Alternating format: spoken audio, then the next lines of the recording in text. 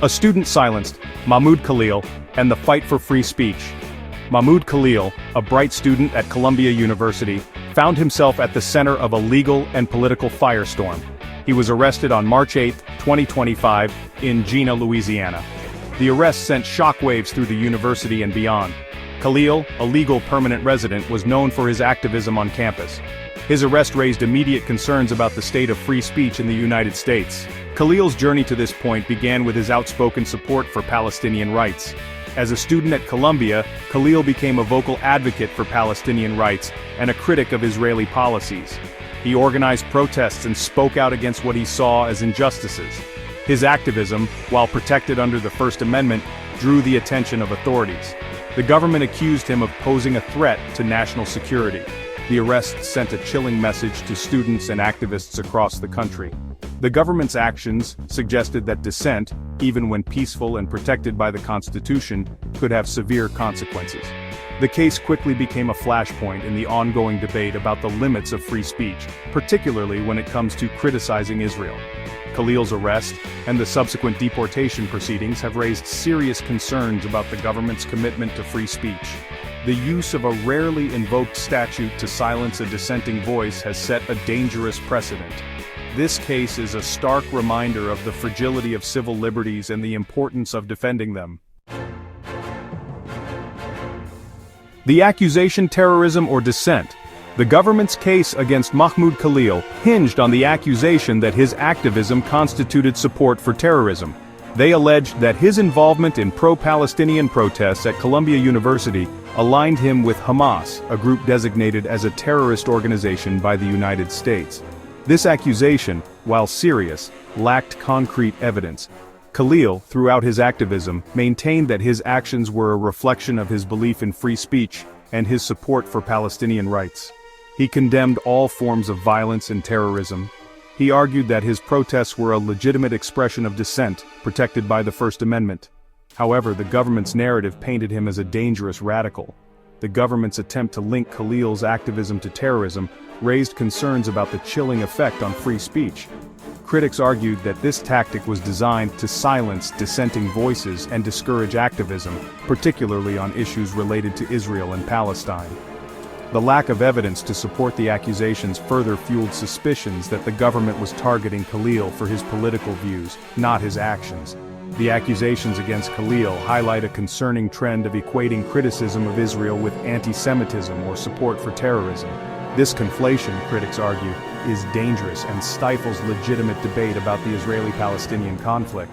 It also creates a hostile environment for individuals and groups who advocate for Palestinian rights, making them vulnerable to accusations of terrorism and government surveillance.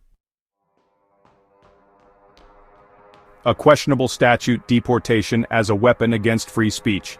To justify Mahmoud Khalil's deportation, the government invoked a rarely used statute, the Immigration and Nationality Act.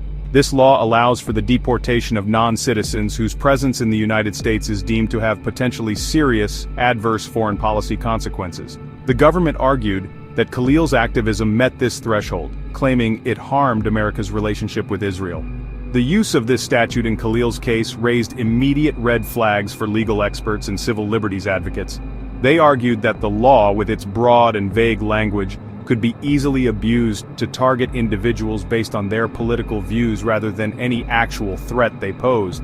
The lack of transparency surrounding the statute's application further fueled concerns about its potential for misuse. Critics of the government's approach argued that the deportation statute in this instance was being weaponized to suppress dissent.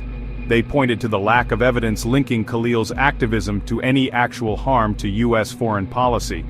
The government's reliance on this statute, they argued, set a dangerous precedent, allowing them to silence critics and stifle free speech under the guise of national security.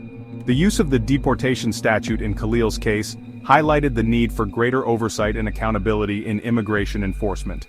It also underscored the importance of protecting First Amendment rights, even for non-citizens. The government's actions, critics argued, eroded the very foundations of a free and open society. The fight continues. Legal challenges and public outcry. Mahmoud Khalil's case has galvanized public opinion and sparked a wave of legal challenges. Free speech advocates, concerned about the implications of the case, rallied to his defense. They argued that the government's actions were a blatant attempt to stifle dissent and silence criticism of Israel. Protests erupted across the country, demanding Khalil's release and denouncing the government's attack on free speech. Khalil's lawyer, Mark Vanderhout, mounted a vigorous legal defense challenging the government's accusations and the use of the deportation statute. He argued that Khalil's activism was protected under the First Amendment and that the government had failed to provide any evidence to support their claims of terrorism. The legal battle, playing out in courtrooms across the country, became a focal point for the debate about the limits of free speech in the age of terrorism. The public outcry and legal challenges surrounding Khalil's case highlight the importance of a robust defense of civil liberties. The case serves as a stark reminder that even in a democracy, the right to free speech is not absolute and must be constantly defended. The outcome of Khalil's case will have far-reaching implications for the future of free speech in the United States. The fight to protect Mahmoud Khalil's right to free speech continues.